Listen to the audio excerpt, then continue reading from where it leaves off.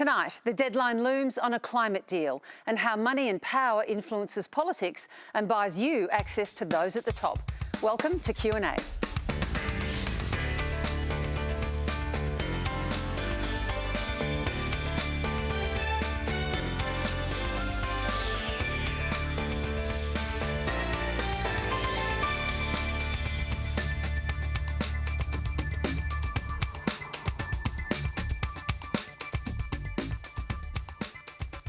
Hello and welcome to the program. I'm Virginia Trioli and we're coming to you live from Melbourne tonight.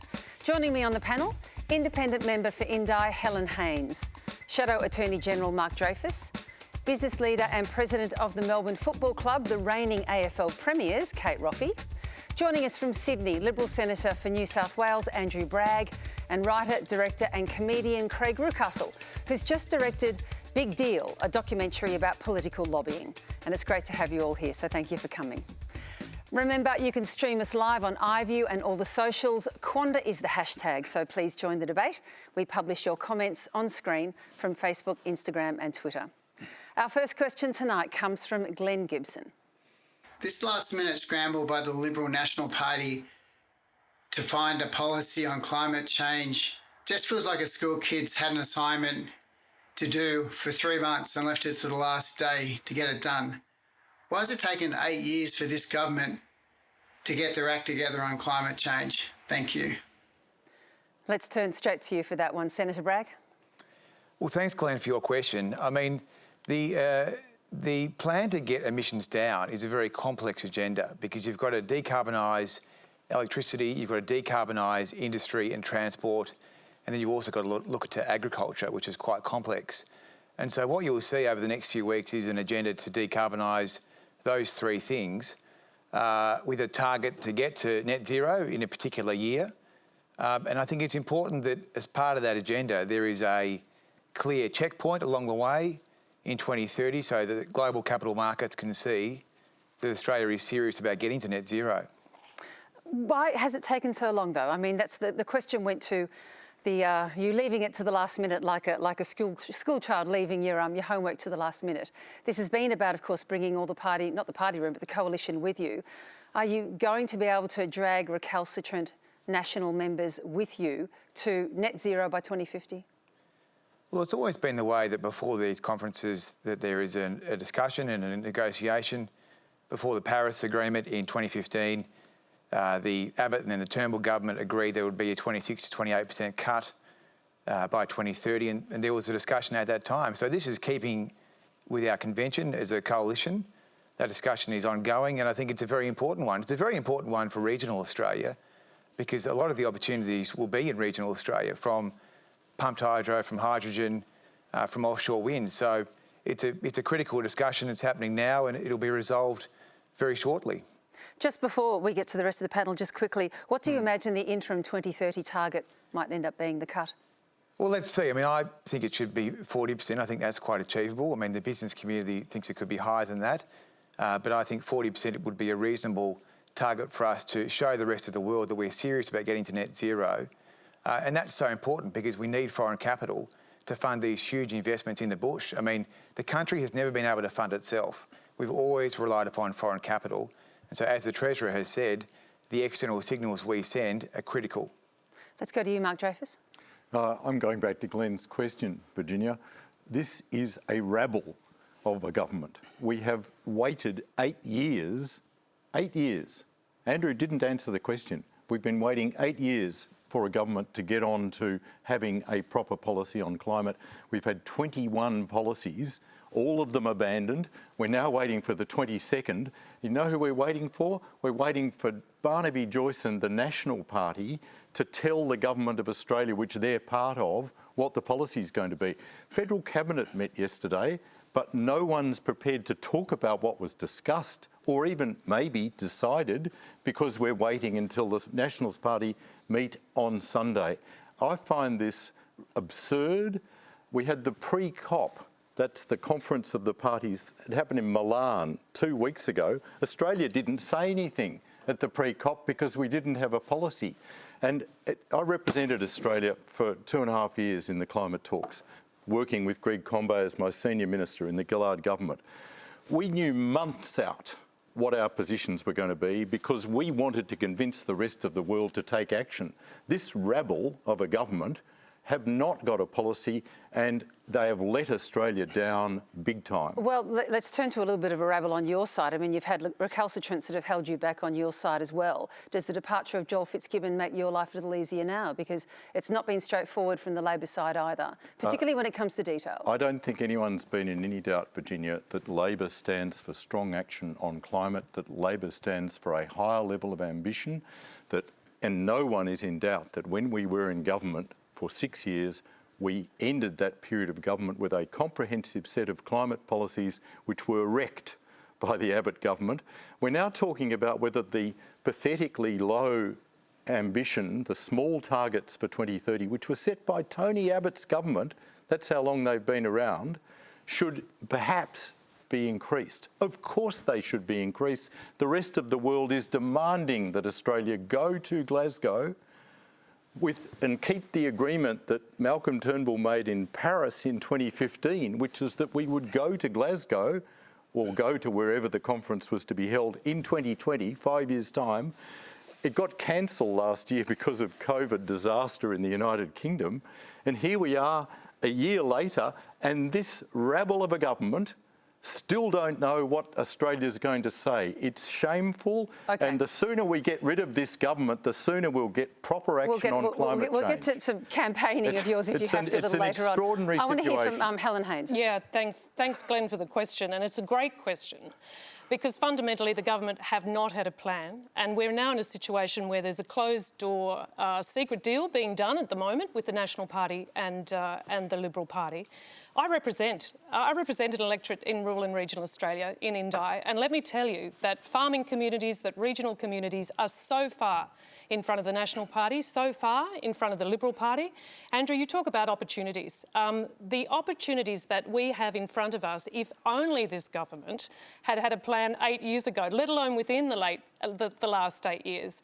I mean, we have the National Farmers Federation who have committed to a zero net emissions by 2050 years ago. We've got the Meat and Livestock Association who've committed to carbon neutrality by 2030. We have the dairy farmers in my electorate just last week sending me their plan for climate action. And we have renewables being built at pace right around regional Australia. Every large renewable project is in the regions, and is the profits coming back to the regions? No, because there hasn't been a plan from the National Party.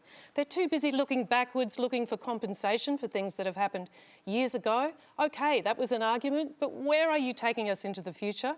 I've put a plan to the government. I put a plan when I came into Parliament as the member for Indi. I worked with the local people in my electorate around a plan for community energy that would see profits coming back into regional towns where we would see a boom. I mean, this could be the greatest thing since the gold rush, the greatest thing since the wool boom, but we've been held back by the coalition, and it's just so disappointing to regional Australia. But I'm really optimistic for us, if only we could get some decent leadership at our federal level. I want to hear from Kate. I'm going to come back to you, Senator, with a couple of questions, but go ahead, Kate Roffey. Yeah, look, and I come from no politics, and I won't cast a vote on who's got the biggest rabble. But on behalf of everyone who consumes out there, could we please actually see some strategy on where our next forms of reliable, renewable, and most importantly, affordable energy is actually going to come from? Because I think there's a lot of talk about who did the wrong thing and which policy we should have, but there isn't enough talk about we're closing down our coal-powered plants. That's fine, but what are we actually replacing them with, so that people who are in a checkout queue with their 4 children and toting up the total of their groceries because they have to leave a 6-pack of sausages or a loaf of bread in their trolley because they can't afford it. Sorry, but saying pop solar on your roof of your house is just not an option for them. So I want to see more of this talk about, realistically, how are we going to transition into this space to support everyone who deserves to have heating in their house in Australia, to have kind of access to reliable and affordable renewable forms of energy. Craig Reucassel, it's an issue that you've covered comprehensively, climate change and any action taken to mitigate it. What's your response to the question? Well, it's interesting because polls have shown for a long time that the great majority of Australians want real action on this front. And it's interesting to hear Andrew talk about we've got to respond to the global capital markets and give them a sign. So finally, something that we're listening to. Apparently it's the global capital markets that we're going to listen to rather than polling and, you know, Australia's population. So I'm just glad to see action on any front here. And look, I think it's great that we're focusing at the moment on getting a target there, but how we actually meet that target is really important too. You know, if you say you're going to get 40% by 2030, and that's based on, you know, just expanding fossil fuels, you know, dirty hydrogen, saying we're going to have carbon capture and storage, something we've spent over $4 billion on and pretty much got nothing out of, you know, it's actually also about what the actual things you're going to do are. And look, I agree with Kate. There's a big concern from people on the ground about how am I going to be looked after in this? And I think everybody who's part of this transition should be looked after. But right now, we're kind of the country that's had a lot of technology and, you know, horsepower in the 1910s or something. And we're looking to, you know, should we move into cars? And we're kind of being driven by the people who have got a lot of money in horseshoes. And we're going, no, let's not put anything into cars. Let's just keep going with horseshoes. The reality is, if we actually put money investing into the new technologies, then we will have jobs for people who can go from coal to green hydrogen or something like that. But if we don't do that, they're going to be left out and they're going to be in a worse situation. Well, on that point, I just wanted to come back to you, if I could, Senator. It was interesting to hear from the International Energy Agency saying that for the globe to achieve net zero by 2050 in terms of emissions, no new gas, coal or oil extraction would be able to take place at all. Is Australia and is the Australian government in a position where they can commit to that? No more gas, coal or oil extraction? Well, it's a transition to 2050. So if you look at domestic energy production, I mean, it's just not true to say that we're not investing in new ideas, new technologies. I mean, hydrogen, you're going to see 25,000 jobs in hydrogen by 2030 just from Fortescue. You're going to see offshore wind generate 3,000 jobs. You're going to see pumped hydro generate enormous amounts of energy and jobs. So the country is investing in these things. The government itself can't afford to, and no one would expect that Australia's government would be investing in all these different projects. So we do need to get capital markets on side here. I mean, I'm sorry if people think that's a flippant point, but we do need money to make these investments. It is a very expensive transition and it will take a couple of decades. Well, I don't think if it's a flippant point. I mean, I think the issue really is, isn't it, that capital markets have gone in the direction of renewables for years now, and and I think they've outpaced investment in fossil fuel industries by 25 times. I think Bloomberg reported just the other day. So it's the Australian government that's been chasing behind private equity and capital markets, isn't it? I mean, I don't know why the national members or indeed government members, given that it's a party that is committed to the principles of the free market and the private market, why you haven't believed the market when that's where the money's gone. I do. I've been there for 2 years and that is my position, very clearly my position. That. But for the last 8 years, the party hasn't. Well, I've been there for 2 years and I can tell you that in the 2 years I've been there, I've argued strongly for a market approach to these issues. I've always taken the view, even before I was in Parliament, that environmental risks are the same as any financial risk. They need to be priced into your investment and dealt with accordingly. So, of course, we're on the pathway of a low emissions approach, and I think that's going to give huge opportunities into the bush in particular. All right, let's move on to our next question. It comes from John Lozano. The continuous posturing by our government on climate change and net zero targets is viewed by many as an incredible waste of time, just like the tobacco industry during the debate over health risks and pending government legislation. The opposition's position is only marginally better, which shows their fear that powerful lobby groups may derail their election chances should they take a firmer position. My question to the panel: beyond demonstrations, what can the Australian population do to exert enough pressure on our politicians to counteract these forces so we can move forward on climate change and the creation of a green economy? Craig, I think I'll start with you about the kind of pressure that can be exerted on politicians to actually make a move. What do you think it is? Yeah, look, I mean, there's a lot of money there. We look in the Big Deal documentary at fossil fuel donations and, you know, you're talking about in the 2018-19 years, you know, with the two major parties, around $1.3 million. You know, it's not always that high. That was an election year. But there's a lot of money that goes in from that sector. But it's not just that. There's a lot of lobbying.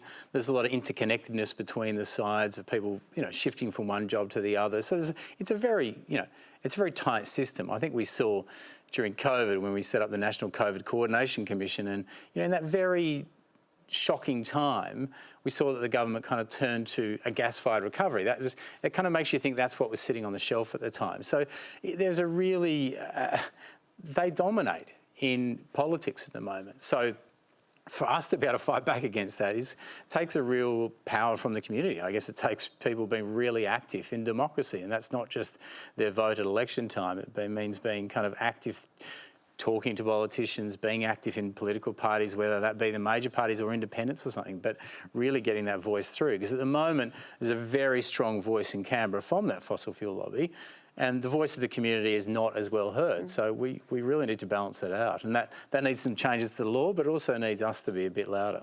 We've got some questions coming up on those issues a little later in the program too. But Helen, can I turn to you on that, the voices or the pressure that would actually work? Yeah, thanks, Virginia, and thanks, Craig, for your comments. And I think we are up against it as a nation when there are big party donors that have undue influence on policy. But I would say to people listening, please, your vote actually does make a huge difference. And if you're speaking to the MP in your electorate, let them know that your vote does depend on real action on climate change in a way that you see it should be carried out. And also, in between elections, as you say, come and see your MP. Write letters, write to the newspaper if you still do that kind of thing. Join with other people, have conversations with other people. And there's no doubt in my electorate of Indi, if we didn't actually stand up and decide that, in fact, we are the bosses, the people are actually in charge of this in terms of who elects the government, who elects the local MP. It's a very powerful thing if you harness your democracy. So I would say to you, get out, join with other people and make sure that your voice is heard at first in your own electorate with your own MP. Make sure they know that your vote depends on their real action. Well, someone upping the pressure on the Prime Minister to find a path to net zero was the mining magnate Twiggy Forrest, and he was speaking at the National Press Club today. Have a listen. My advice to our Prime Minister is to proceed. I do believe that if there's holdouts in the National Party, that the truth of my investment, other people's investment, and what the world is doing and how the world is moving will become increasingly clear, and there's nothing like a politician to react to what their voters think. They might not be leading them now, they might be just politicking now, but people and Aussies will see through it. Senator Bragg, is that kind of pressure going to be much more meaningful for people who might be hesitant in the coalition from someone like Twiggy Forrest, who's made a very big and expensive pivot when it comes to green hydrogen? Well, the reality is that there's no real constituency against going to net zero. I mean, the farmers and the miners are on board, the people are on board. As I said, the capital markets are on board, I don't know if there's that's no absolutely real an accurate constituency. I'm sorry to jump in there, my apologies, but it's not a Sure. totally accurate representation of the coalition to say that there's no one holding out against that, Senator. I'm talking about industries and interests. That was what the question was about from John. And as far as I can see, it's pressure on politicians, on governments to actually make real change. So, well, I guess, but the question from John was about vested interests, and I think was about the mining sector and the resources sector. And I guess what I'm saying to you is that the Minerals Council is on board. All of the associated entities are on board. The farmers are on board. So I'm not really sure who's against net zero. Well, I'm sure who's against it, and it's a whole lot of National Party senators like Senator Canavan, who was very loud, like Senator McKenzie, and a whole range of other National Party members of Parliament who very loudly in the last week have been shouting on radio, on TV, shouting at the Prime Minister that they're not prepared to agree to even net zero by 2050. The world has moved on from that because almost the whole of the developed world and all of the developing world have already agreed to that. In answer to John's question, Virginia, people need to keep speaking up. Their vote matters, as Helen has said.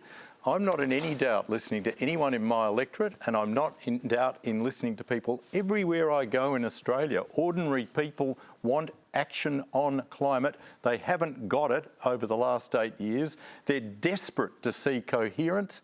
The business community wants coherence. The business community and investors, to pick up Andrew's point, want to see clarity of policy, because there is a hunger out there to invest in renewable energies and make Australia the renewable energy superpower that we could become. I want to hear from Kate Roffey. Because I'm a voter without a vested interest in this. I want to see a strategy. I don't care about whether it's a net zero or a net 2% or a net 4%. I want to see the strategy that says this is how we're getting there. And if we're taking 30 years to get there, that's a long time. We don't have, as I say, the alternative resources in place now to take us 30 years forward.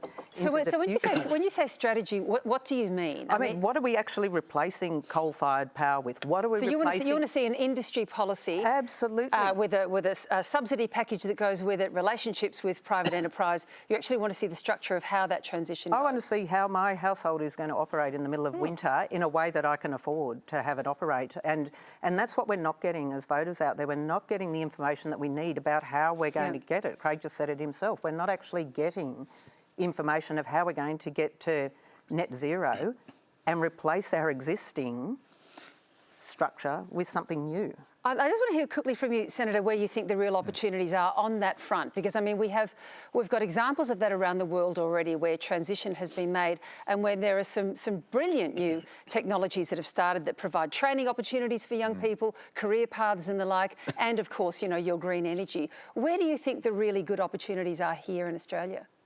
Well, there is a great concern about the loss of heavy industry in parts of regional Australia. The good news is that energy like offshore wind can replace a lot of those heavy-duty industry jobs.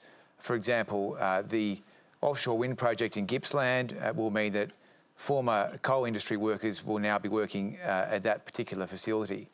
Those can be repeated in places like the Hunter off the coast of Newcastle and the Illawarra. So those are really heavy-duty industry jobs, and then the same can be said for hydrogen. So I think that's where you're going to see high-paying, heavy-duty industry jobs, but that is again going to come from a mix of public sector, but predominantly private capital. I mean, but in the case of Snowy 2.0, I mean, that's where the federal government has put $5 billion on the table to develop one project. So to say that we're not serious about renewable energy is a complete falsehood.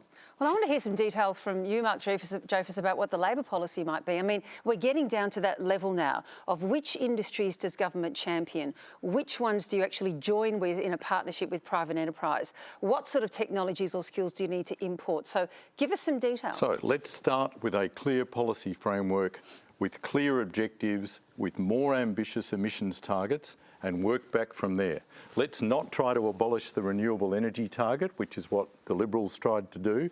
Let's not abolish the Clean Energy Finance Corporation, which is what the Liberals tried to do. Let's not try to abolish the Australian Renewable Energy Authority, which the Liberals tried to do and were blocked in the Senate. Let's keep all of those. Let's expand. These were set up by Labor when we were in government. So let's build on the Clean Energy Finance Corporation, build on the Australian Renewable Energy Authority. Let's elect a Labor government so that we can rewire the nation. That means modernising the electricity grid to take advantage of the vast solar projects and vast wind projects. I'm really thrilled to hear Andrew realising that there's wind projects. But let's say, just I'll jump in there, okay? Yeah. But that's all quite there's general. There's a lot. Of course, sure. And we can't have you speechify for too long. But I'm happy to hear that. But I was after some more detail. So let's go with one example, which is what we heard today from Twiggy Forrest. Do you have a problem with federal money going into a venture like that? Is that where public money, taxpayer money, should go to shore up that kind of green hydrogen pivot that Twiggy Forrest has made? If it's needed, absolutely yes. This, of course, after he's received public money subsidies, of course, for fossil fuel endeavours and fossil fuel work that they've done. So is it okay for someone like him to end up with more public money? Our government is still subsidising fossil fuels in a whole range of ways. Sure, but put that to one side. Does money go there? Of course, if it's needed, but I think Do you think it's needed? I think that private sector money, private sector investment is queuing up to invest in green hydrogen. It offers the opportunity for Australia. It's such an exciting opportunity. We should be grabbing it with both hands. There's an opportunity there to reindustrialise Australia. Okay. We can have green hydrogen in Gladstone. We can have green hydrogen in Port That was the Embla. point. That's the point that Tony And Forrest we is can making. have green hydrogen powering a steel smelter in the Pilbara. These are amazing things to look forward to, but you need a policy framework that says there's certainty, and that's the direction we're going in. We've had nothing but wrecking for 8 years. I'm getting the sense that the politicians are sort of champing at the bit to be back in Parliament. They've been locked up at home and in their electoral offices for too long. Kate, hold that. I'll get to my next question. And hold that thought and I will come back to you. Our next question comes from Jin Chi-yen. As a former fee-paying Labor branch member, seeing branch stacking allegations levelled at both political parties over the past few years probably means that I will not renew my membership anytime soon. Can branch meetings be revitalised and trust be regained? Well, there's the question. Mark Dreyfus, that's got to be for you. Your party's had a go at this since the late 80s in trying to deal with branch stacking. You had a go at it in 1988. Jenny Macklin and Steve Bragg's party elders had a go at it last year with their report. They had a whole host of recommendations. Why should we believe that any new proposals, changes, recommendations are going to work now? I think you're right. It's really disturbing to hear that question. And you've lost another member. That's right. And we will continue to lose members, so will the Liberal Party, if people see that there's manipulation and corrupt activities and branch stacking, which is a corrupt activity. That is not an attractive party. That is not a party that people want to join. So how can trust be regained was the question? By doing the kinds of very firm action that we saw from Daniel Andrews and Anthony Albanese in the middle of last year when those shocking allegations about the Victorian Party were first aired on 60 Minutes. We've had a federal intervention in the Victorian branch. We've had a complete review of the entire membership. I know, but what's the guarantee that this set of recommendations, like the last 3 sets of recommendations, what's the guarantee they work? I wish I could give you a guarantee. Okay. I can say that good people in my party, and I probably believe good people in the Liberal Party, perhaps not enough, are working on getting rid of these branch stacking activities because they are corrosive. Yep. They have to end. I am a very known opponent of this. You're right, I wrote a report a long time ago which offered suggestions to the Victorian branch as to how to get rid of branch stacking. Some of the suggestions were taken up. It was made a little bit harder, but it didn't go away. It does seem to be endemic in political parties across the world. I think the biggest answer I would give is make the parties bigger, make them easier to join, cheaper to join, because once you've got two, no, once you, well, this is what Tony. Well, you're not going to make your parties bigger if you lose members like that. I know. Tony Blair did. I'm going to go to Kate. I'm going to go to Kate Roffey. We can't let you dominate too much. I think part of the, and it's a great question, and you've just spoken to politicians here who are listening with the very answer that I will withdraw my membership from the party, and I think that's the way you have to do it, is to speak with your membership or speak with your votes, because it's not illegal, and there really isn't a ramification that's very easily, handed down that says that is the wrong thing to do. It's almost become an accepted part of politics, and the way that we need to change that is being people who are involved in that party saying it's not illegal. Unacceptable. Does it bother you? Absolutely. I think it's unacceptable, but again, the way that you need to speak is with your votes or with your feet or with your membership and say, Helen, we're moving out. Yeah, look, I'm with you, Kate, and you know this as a leader in a football club. The culture is everything, and you will lose membership if you don't have good culture. And, when I hear this question, Jen, it just makes me so happy that I don't belong to a political party. And I know that as an independent, one of the reasons why people are turning to independence is their disillusionment with major political parties, their loss of trust in politicians more broadly, and they're looking for something else, and they're looking for an opportunity to participate in their democracy in a way that doesn't mean they have to sell out their values. So I think Jin's question is a really important one. It speaks to this broader issue of corruption in politics. It's why I've been championing a Federal Integrity Commission from the day I took my seat as the member for Indi, and I think this is fundamental to good governance. It's fundamental to why we haven't had decent policy on climate. It's fundamental to many things. Trust in politics is essential for us being a nation that can lead the world in many policy areas, including climate. Our next question relates to this, so we'll go to it now. It comes from Aaron de Boer. Hello, Virginia. My question for the panel is, how can the Australian public take seriously the call for independent oversight on political corruption when the opposition leader avoids taking action with regards to MP Anthony Byrne, who confessed to branch stackings and hiring ghost staff? Thank you. Mark Dreyfus, will Anthony Byrne be referred to the Department of Finance, at least? We're waiting to see the end of the IBAC inquiry. Do you need to? I think so. I think that Anthony Byrne, I'd say, is the instigator of this inquiry, the one that's happening now. It's an unusual position to be in. He came forward and gave the information to excellent investigative journalist Nick McKenzie last year that led to the 60 Minutes program that then led to direct and sharp action by our party. Anthony Byrne has been the first witness in, I believe, 4 to 5 weeks of public hearings.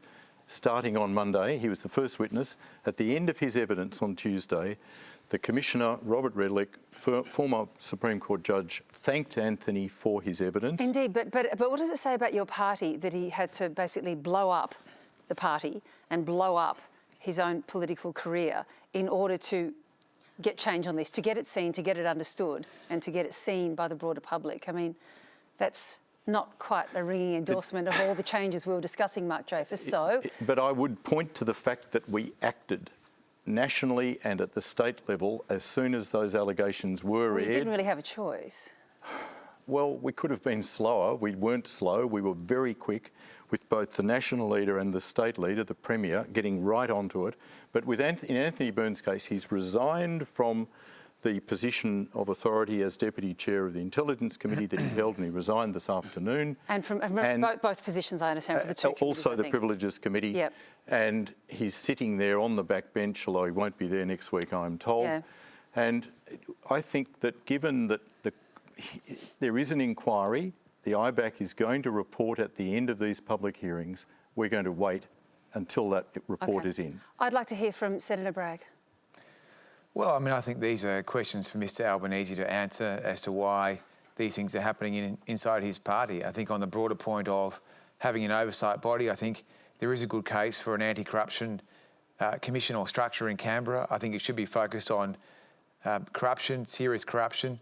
We already have existing integrity measures which could be strengthened as well. I think clearly there is a concern in the public that there is malfeasance that goes on in public office, and that's not good for our democracy. So I do think there is room for us to move on this front. We've got some questions coming up on ICAC, so we'll get to those. But just while I've got you there, Senator, of course, your party doesn't have an entirely clean hands on this as well. Liberal MPs Kevin Andrews and Michael Sukkar were also referred to the department to be looked at after the branch stacking scandal that they were alleged to have benefited from. Where should that departmental referral sit, or what should it be changed to? It doesn't really seem to achieve a hell of a lot, does it? Well, I've never understood why people would get into politics to stack branches. I'm much more interested in the ideas and the policies, and I think that people can tell pretty easily if their local member or senator is only focused on branch stacking and not making any contributions through speeches and chairing committees and the like. I think it's going to become more and more obvious that there are a whole lot of passengers and not enough contributors. Can I go to you, Craig? Yeah, look, I mean, this goes to all of these corruption issues. What's interesting at the moment is that what the community thinks is corrupt or wrong isn't necessarily illegal in a lot of cases, and that's the problem at the moment when we talk about getting a federal ICAC as well, is that a lot of the things that, whether it be donations, whether it be branch stacking, all of those things, a lot of the things that you'd think, oh, hang on, there's got to be a rule against that. There's not necessarily a rule against that, and that's one of the problems at the moment. I think we need to bring our actual rules around politics in line with what the community idea of corruption is, because otherwise we continually have this thing where you go, well, didn't we find a scandal on this? And then nothing happened afterwards, and that happens continuously. Our next question comes from Ian Tweener.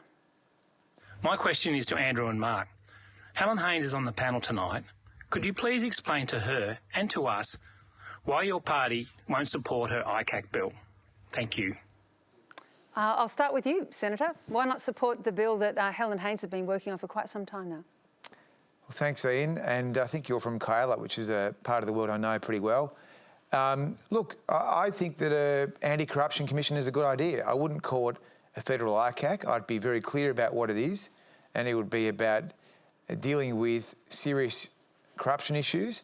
I've been attracted to the Victorian model, which I think does a lot of good work in the background, and then once it's built a good brief of evidence, it can use coercive powers. I think that would be a very appropriate thing for us to have in Canberra. But why not the bill? The question was, can you turn to Helen and explain to her why her bill won't cut it? Well, the executive government legislates its agenda. I mean, independents don't legislate. And the government is developing... Parliament should always be open to an interesting new idea and a new voice, shouldn't it? Well, but the government is developing an integrity commission. I mean, I would prefer to call it an anti-corruption commission, and that is something that is in the works as we speak. Oh, well, Mark Dreyfus, Helen's sitting next to you. Tell her why. We would support Helen's bill, and that's been made clear. I've done a press conference with Helen in which I made that position clear, and we made our position clear in respect of the precursor bill, which Helen's predecessor, Cathy McGowan, tried to bring forward in the Parliament. Every single crossbench member of the Parliament and Labor, and that's why I did a very unusual press conference a couple of years back with, unusually for me, Pauline Hanson and all of the Senate crossbench and all of the House crossbench saying we will support a National Anti-Corruption Commission. If it's Helen's bill, that's fine. And I have to say, the only parties who don't support a National Anti-Corruption Commission, a powerful and independent one, is the Liberal and National parties. So the questioner, unfortunately, has to grapple with the problem, just as Helen and I do, that we're not the government at the moment.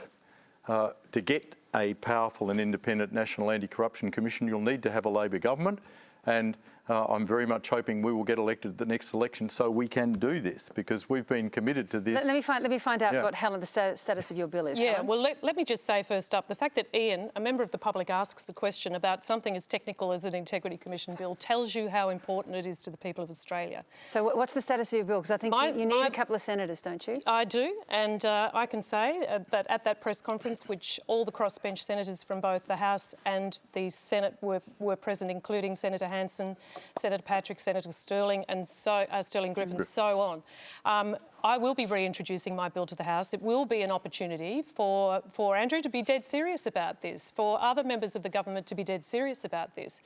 The bill that I have presented to the House, the government had no desire whatsoever to debate it. Andrew speaks as though this is some kind of far-off idea. We had a Prime Minister who promised us at the last election that he would deliver a Federal Integrity Commission during this Parliament. Well, that was more than 1,000 days ago. All we've seen is a draft plan from the government, no legislation. Indeed, my bill has been judged by Transparency International when they looked at all the integrity commissions around Australia, anti-corruption bodies, as being best practice. The work is there, Andrew. I invite you. Look at it. This, I think, should be taken out of the hands of the big parties. Let's face it, the nation has lost trust in much of our political discourse coming from the major parties. Okay. I think a safe pair of hands coming from the crossbench could get rid of that and actually deliver for the nation something they truly want, an integrity commission. I want to go to Kate and also go back to the Senator as well, but very, very quickly. As I understand it, Helen Haines, in order to get that bill back into the House, you do need to find the support of a couple more senators. Have you, very briefly, have you managed to secure them? What I have is an opportunity to either reintroduce it to the House of Representatives or bring it through the Senate. And I can tell you that I have the crossbench on both houses supporting my bill. All right. We have just one more thing. At the moment in the House, 75-75. It only takes one member of the government to cross the floor. I don't think you're a big fan of a federal ICAC, are you, Roffey? I'm not against the federal ICAC, and Craig and I don't want to be ganging up on our elected officials here. Go right ahead. I agree. It's so subjective, you know, because it isn't illegal, very clearly defined. That's illegal and that's immoral. And so part of the difficulty I think I have with these sort of entities, and it's what you're talking about, Helen, is they have to be structured up properly. I am all for making sure that morals, ethics and integrity are upheld. That's one of the things I think the public are crying out for. We just want to know that we can trust. And so you don't see an entity that exists in Australia right now that does that? My one concern, and I've seen it happen, is I am not a fan of public trial by innuendo.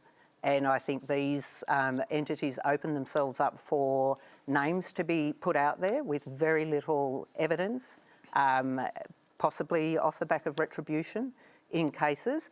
And we all know that once that mud is thrown, it sticks, and you can finish, Mark, quite correctly, you can finish your investigation and you can come through the end of that investigation and say, all cleared, we have found nothing here. But for that person who may have been named in one of these inquiries to polish their tarnished reputation is incredibly difficult out in the court of public opinion. So I would want to see that very, very, very carefully scrutinised and handled properly in these sort of entities. Because Craig, have you got a response to that? Is there a way through that?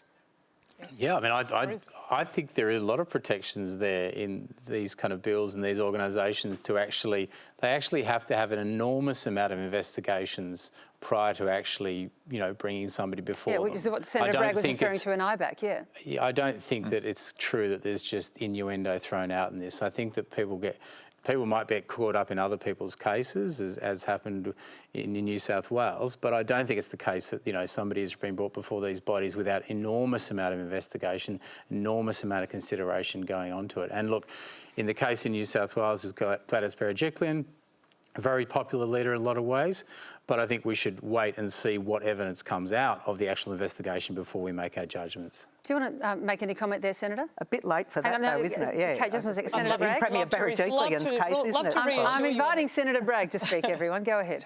Well, I mean, I'd just say that I think that the Victorian model, where you do the work behind the scenes, hasn't destroyed reputations unnecessarily, whereas in New South Wales, they're much quicker to go to public trials.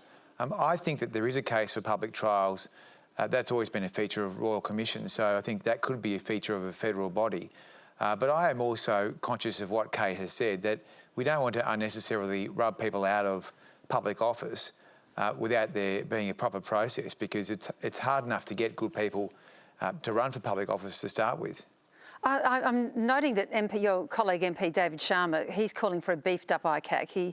He said, my view is that some of the referral ability needs to be broadened. The class of people subject to it needs to be broadened out. That's the one, of course, that's been proposed by your government. I think you pretty much agree with that. Do you want to see public servants and also the agencies that might be subject to scrutiny under that? Do you want to see federal politicians and parliamentarians also subject to the same kind of powers and scrutiny? Oh, for sure. It needs to be focused on corruption. It needs to be focused on where people are using public office for their own benefit or to help their associates. And then, separate to that, you've got integrity measures which already exist, which I think could be beefed up, pecuniary interest standards, ministerial standards and the like. I mean, the pecuniary interest standards, I think, in particular, could be reviewed. I think there are many gaps there. So there's a whole lot of things you could do.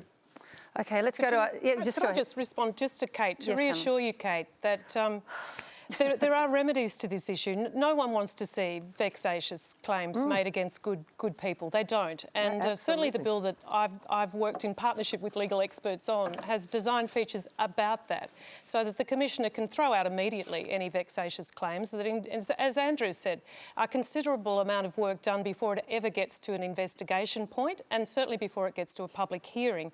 And it's so important, though, that like a Royal Commission, that if someone is brought before the Commissioner and there is good cause to do so after that preliminary work, that the public can see what happens and that there is a public report and exoneration if that's my issue. Well, if you want to hear from the questioners, Kate, you'll have to keep it tight. I get called out, and so I appear, probably quite rightly, but I just happened to mention Mark as part of, and all of a sudden that's picked up in the media, and I'm talking about those kind of trials by innuendo, where there's absolutely no reason other than the fact that I didn't like the suit that Mark was still wearing, the defamation laws that exist and that prevent us from maybe reporting what you've suggested there. I can reassure you. Let's go to our next question, and it comes from Zoe Skane. I've just seen the Big Deal documentary, and I'm shocked at how much influence big money and corporations have in our politics. As a young person trying to get more people my age involved in politics through youth movements like Run For It, I'd like to know how we can create more space for young people in our politics when established, usually older candidates have millions of dollars to spend in donations from the big donors like the fossil fuel industry and the gambling industry. Craig, we'll come to you on that because, of course, it's about your documentary. Just before we get you to answer Zoe's question, what's the most shocking thing, do you think, that the Australian public is going to learn from your documentary? What's going to really, blow their socks off? Look, I don't know. I don't know. There are lots of different things in it. To be honest, I think for a lot of politicians who watch this and go, yeah, this is just talking about our job. But, for instance, when you see Sam Dastyari sit down and kind of talk you through the whole process, why you raise the money, where you get it from, the reasons you get it, and then the fact that you're raising this money to run ads that then you don't have to be truthful. I think it's the whole process, to be honest, that just fits together in a way that you go, this is not what I expected from my democracy. And I mean, Zoe's seen it. She's obviously shocked by it. And I agree with her. The problem is that if young people like Zoe are like, I want to get involved in this, so we've got a group of young people who are really passionate about certain issues. If you look to the political system and go, well, it's really structured around who can pay 10 grand to sit down with somebody, or, there were the gambling examples today of somebody paying $100,000 to sit down with Wayne Swan. Now, I know he was voted the world's best treasurer, but I just don't think it was probably worth 100 grand for other reasons. If you're seeing that that's the way that policy is done, it discourages people like Zoe and young people from getting involved in politics. And I think that's the whole thing, you need to make it so that it's equal. You want to go back to the whole concept of democracy is one person, one vote, right? And that gets really messed up. If you have one person, one vote, but you then also have one person who can put in $50 and one person who can put in 80 million or 100,000, that really unbalances our democracy. And that's what I want to see a change to, is just to have that balanced up a bit. Well, Mark Dreyfus, you've already lost Jen. So how are you going to try and encourage younger people to get involved in the kind of politics that you're a long established part of? Yep. We've got that's such a big question, and it is a great question from Zoe, and I'm sorry that she's watched Craig's documentary and been horrified. I'll be watching Craig's documentary. I'll be watching Craig's documentary too, and quite possibly I'll be horrified and won't think that's my workplace. But let's see. There is participation by young people in politics. The biggest political movement in this country today is the Australian Youth Climate Coalition, which has got more than 100,000 financial members, and there's a whole lot of other participation by young people. So don't think there isn't. But we've got to reform our political donation laws, just for starters, to get a proper, much lower level at which they are reported. We say it should be $1,000. At the moment, it's $14,500. That would shock a lot of Australians, and it's not right. We need to get real-time disclosure. We don't presently disclose. These are Labor policies. We don't presently have to disclose until about 18 months down the track. We need to have truth in advertising laws that deal with completely untruthful political advertising. Do you agree, Senator Bragg? Well, I would say that it is actually quite easy to get involved as a young Liberal. I think you can quite easily join that organisation and then meet people and then seek pre-selection if that's your interest. I actually think one of the biggest barriers to young people getting involved in politics is social media, which is a sewer. And when you mix politics and social media, it's really, I think, a big turn-off to people because they can get attacked under the cover of anonymity. Let's see how the tweets are going tonight. But I do think that we need to tidy up social media. I think that's a very important policy objective for our country. And I think that will also make it more likely that people will be inclined to go into public office. I mean, politics is one of the only professions where people will throw rocks so hard that people will just say, I just don't want to be part of that. So you think it's social media rather than accountability that's the real issue here? No. Oh, I think social media is a huge turn-off. Why would young people want to be abused under the cover of anonymity? I think it's just a separate issue, though. It's just a separate issue. Yeah. I mean, can I ask Mark, because one of the issues is, Labor is talking about bringing in, better disclosure laws. One thing that kind of struck me in doing this documentary, and Christian Van Vuren, who's the host of it, I think it struck him too, he went on the kind of journey, is that disclosure is not enough. Like, if you have, you can be totally upfront about it. We know that, Clive Palmer's put in $80 million. If you don't have caps on people's donations, you still have this incredibly unbalanced system. Now, some of the states in Australia, I mean, New South Wales, they've got some caps here on how much can be spent and that kind of thing. That seems to also be a really crucial part of it, because just knowing that there's a massive donation somewhere there doesn't necessarily solve the problem. I agree with you, Craig. We in Labor think that caps need to be considered. We haven't settled on the level. And what do you think it might be? You were mentioning $1,000 there. no, that's for disclosure. Yeah. And we're a collective. I'm not going to set the figure here on national TV, but we have certainly talked You can public. tell us your view. Well, it's got to be a lot lower. We don't have any cap at the moment. There's an unlimited amount that people can put into politics. And that's got obvious concerns when one very wealthy person, as happened at the last election, funded an $80 million campaign that was primarily directed at keeping my party out of office. That's a problem. That was Clive Palmer's campaign pushing votes to the Liberal Party. So that's a problem. And I think we should try and work through how to do something about it. But the first thing to do is to have real-time, actual disclosure of who's donating to political parties, and to do so at the time of the election. But it has to apply to independents as well. Yes, Helen it does. Haines. It absolutely does. And, you know, you've sort of been tripped up along the way with that. I mean, you know, where we need to get real-time and complete disclosure of who might be donating to you. Yeah. The phrase "an independent" sort of seems to immediately attach itself to a moral high ground that might not necessarily apply.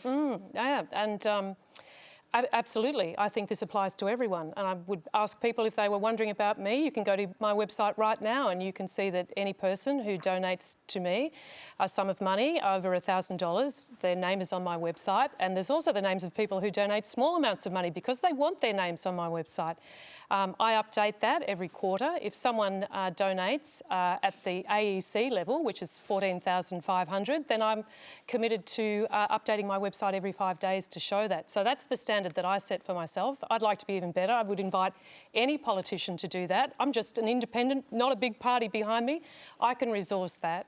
But I'd also like to speak to Zoe, who, you know, seemed very disillusioned with politics, and I'd like to say to her that on Monday, Zoe, I'll be giving a speech in the House of Representatives from the young people of Indi. I invited them to join a youth advisory panel. I was delighted that around 100 young people said, we'd like to get involved, Helen, and I've set them a task through a group called Raise Your Voice, and they're writing for me a 90-second speech, and they chose to write it about climate action, and I will be very proud to give that speech in the House. Okay. We'll see if she tunes in. Our next question now comes from James Jackson. The lockdowns have crushed many citizens' savings and their livelihoods. The right to the output of one's labour is the essence of liberty, and the protection of private property is the main reason we have government. So why did our governments destroy so many lifetimes of wealth accumulation and divide us for a virus that has treatments and a vaccine for anyone who felt vulnerable and wanted it? Should Australians who love their freedom as much as their country demand recall elections and better constitutional protection of rights? Kate, I might get you to respond to that first of all. Yeah, interesting question. I think when we talk about the pandemic, and I live in Melbourne, obviously, so I've been in the worst lockdown city in the world. To start with, we didn't have a choice. We just couldn't have coped with opening up and allowing people their freedoms because our hospital systems would have been overrun. We didn't have any access to vaccine. We didn't even have a vaccine at that time. And I think at that time it was for our political leaders to say, in the interests of everyone, we will be in lockdown for a period of time. Remember, the whole country was in lockdown to start the COVID environment. We are now vaccinated, and I think this is something that mentally, as a Melburnian, I'm going through at the moment. I've gone through the phase now of realisation we are not going to be a COVID zero state anymore. I've just been in Perth. That is COVID zero. It's astonishing when you've been locked down for so long to yes, walk another around, world, I hear. To work around with no mask, go to the coffee shop, go and get your hair cut. It's astonishing. But I think we've had to move mentally through this process of almost grieving for what we've lost, grieving for the fact that we won't go back to being a COVID zero state and probably not a COVID zero nation. Again, we cannot keep our interstate borders shut. And now I'm moving myself personally into this next phase of realisation that I'm going to have to go back out into the world, and I'm fully double vaccinated, have been for months. And but do you I'm feel going to have okay to go about out. that? Pardon? Do you feel okay about that? Absolutely, absolutely. I think that protects me. First and foremost, I'm vaccinated. That protects me, hopefully, from getting sick from COVID. So that's the first thing. Secondly, it hopefully helps me stop spreading it to someone else. But I've got to move mentally now into that thing where I will move out into society where the chances are I may very well get COVID. And I think this is a mental transition that we have to go through as individuals and as states and cities to actually get to a point where we realised we have to live with this. I will not do another lockdown. I could not, and I'm pretty well off. So you'll actually disobey an order if we're put into another lockdown. Is that what you're saying? Civil disobedience here, Kate Roffey? I just couldn't. I mean, mentally, and I'm in a really great spot. I don't own a small business that's been shut for, the better part of 2 years here in Victoria. So I'm doing fairly well, and mentally I personally couldn't cope anymore. So we have to, absolutely, we've got to move on. We're running short of time. We have a last question I want to get to. Can I just very quickly, though, go to the rest of the panellists here on that question? And we'll have plenty of time in the years to come to reflect on this. Senator Bragg, did we trade away, as per the question, too many freedoms in order to protect our society? It's unimpeachable that we have ended up in a very good position, Australia, in terms of the loss of life compared to other countries and the dreadful loss of life they've had. Was the price paid too high in terms of freedom, do you think? That depends on what you do for a job. If you work for government or you work for a large business, then the pandemic may not have affected you all that much. If you're a travel agent or you're a barber or you own a gym, it's been a disastrous couple of years and you won't catch up quickly. And so that's why the government support packages need to be very, very cognizant of the impact on small business. Okay. Craig? Yeah, look, I don't think the dichotomy is between, freedom and not, as in that, if we'd had freedom, we would have had total we would have been economically fine. Unfortunately, we were dealing with a virus, and I think it's been a difficult balancing act for governments. And do you think they've largely got it right? To largely, I would say they have, and I think it's interesting that there were periods during this where government trust actually went up. I mean, I've been looking at government trust registers for a long time. This is actually one of the rare times it's gone up, and I wonder if that was part of the reason. Is every day they were standing up in front of you, they were telling you what was happening all the time, enormous amounts of communication. They were also telling you, they had the person who was advising them right there. They had the medical officer as well. Yeah. And it's interesting to compare that to the kind of normality of going, I don't know what's going on. There's something going on behind closed doors. I barely hear this. I barely watch this. I wonder if the reason we had that increase in trust in our governments is because they were right there in front of us telling us what was going on. Hey, bit of transparency. Look at that. Just quickly, if I can, Mark Dreyfus, we have a question to go to. We're all sick of lockdowns. Thousands of people have lost their livelihoods and have not been able to work. It's shocking, but lockdowns have saved lives. My complaint is that vaccinations didn't happen fast enough. It was a race. Australians can see that Mr Morrison was wrong to not rush to get us vaccinated because vaccination's getting us out of lockdown now. Helen Haines? Well, I represent a border community, so I would say that we got it wrong on some of our borders, particularly our people who live either side of that should have been more fluid? Absolutely. We needed more consistency in those regulations, and I would say it's only worth it if everyone comes through the other side. And I'm very concerned about some of our very vulnerable communities in rural and remote Australia, and I mean our Aboriginal and Torres Strait Islander communities who are still exposed and unvaccinated. Our final question for tonight comes from Jessica Liu. Hi, this question is for Craig Reucassel, big fan. In these surreal times, the line between satire and reality is becoming increasingly blurred. How do you think satire as a comedy tool can and will evolve? Go for it, Craig.